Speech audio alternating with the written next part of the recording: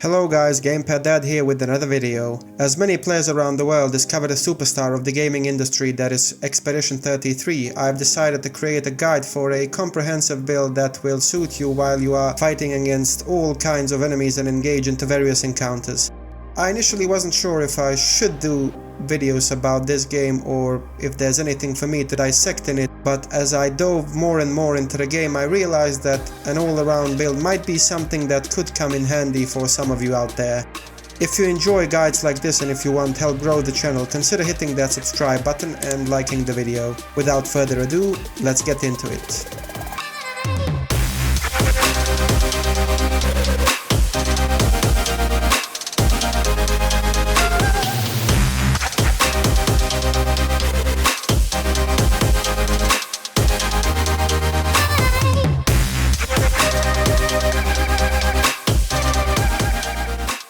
Unlike those 100 million damage builds that you have probably seen around YouTube, this one is going to be geared more towards the broader player base that just wants to complete most of the content without breaking any records. The build is an all-arounder, encompassing the tools needed to complete New Game Plus and beat encounters where you fight multiple enemies as well as boss fights. I have tested it extensively and I'm happy to say that I've beaten every encounter except Simon in less than 3 turns. What is more important is that it is simple to play with and it doesn't require you to pull off any crazy and complex combinations. One thing I have to emphasize is that you will want to grab most of the items before you jump into New Game Plus, since it will make it much easier. For our main team we are going to use Maelle, Verso and Lune. Whether it's damage or healing, this trio has it all and therefore enables for a good all-around build. For Maelle we want to go with the Brillerum as the weapon of choice, since it is going to apply burn on every critical hit and give us 100% crit chance while stanceless. This is going to be useful because we are going to use Lumina that will increase our damage by 25% on burning targets, but I will come back to that a bit later in the video. The skills that we are going to be choosing are Phantom Strike to spread burn to our targets, Stand Hold as our single target buster, and Guard Up to passively increase the damage output for our other 2 expeditioners. As for the other 3 skills, it is up to personal preference because you are not going to use them that much anyway. When it comes to pictos, we want to go full speed on her because we want to make sure that Maelle is the first one to go once we enter battle.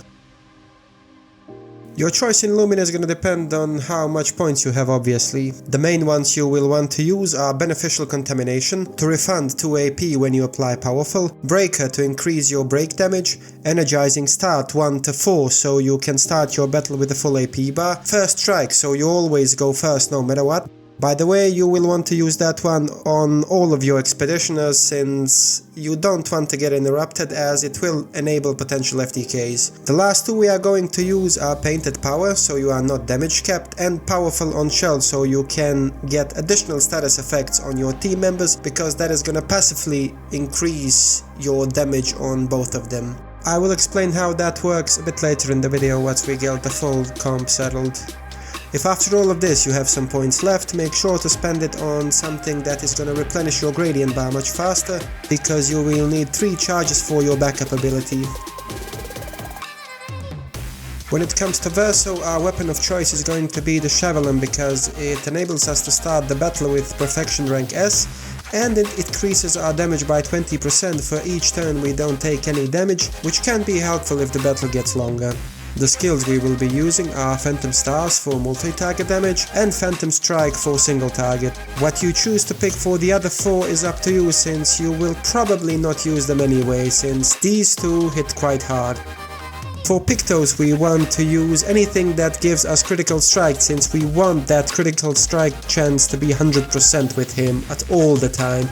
When it comes to Lumina, the main ones you want to use are Augmented First Strike to boost your first attack, again Breaker as with Maelle and Lune as well, Burn Affinity to increase your damage by 25% on burning target, Charging Critical to fill up that gradient bar much faster, Cheater to get that second strike in your turn, Energizing Start 1 to 4, Energizing Turn, First Offensive for that extra 50% damage, First Strike, Glass Cannon for another 25% more damage, Immaculate for another 30% more damage, Painted Power, Tainted for another 15% more damage whenever a status effect is applied to you. Teamwork for another 10% damage at death's door, combined with the one for another 50% extra damage.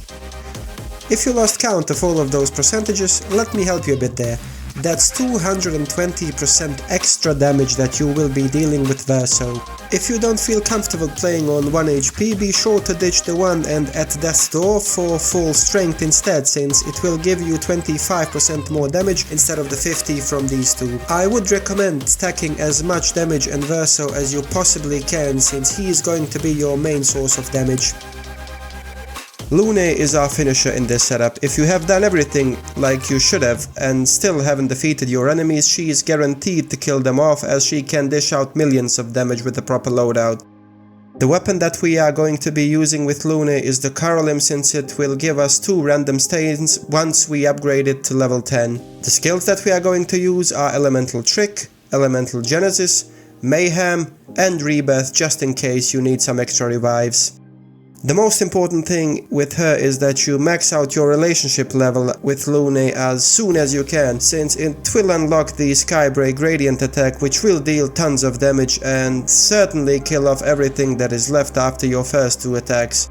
For pictos you choose whatever you want as long as it brings you to that 100% crit. As for our choice in Lumina, we are going to pick Charging Critical to get that Gradient bar to level 3 as soon as possible, Cheater like with our other 2 Expeditioners, Energizing Start 1 to 4, First Strike to not get your combo interrupted, Full Strength, Tainted, Immaculate, Glass Cannon and Painted Power to get that extra damage and to break that damage cap. The way this all comes together is that you will want to start the battle with Maelle, since she should have the highest speed if you've done everything correctly.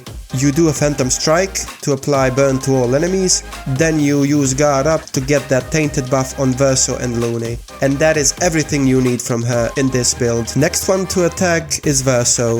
If you have more than 1 target, you will use Phantom Stars. If there's just 1 target in front of you, use Steel Strike. In both situations this will shred your target, and in most situations end the battle right there, since you will have stacked up a massive damage buff on him.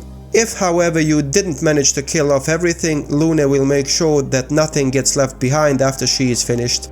If the battle gets to her, use Elemental Trick to get that 4 stains that you need, and then go straight into Mayhem, since that will deal enormous amounts of damage.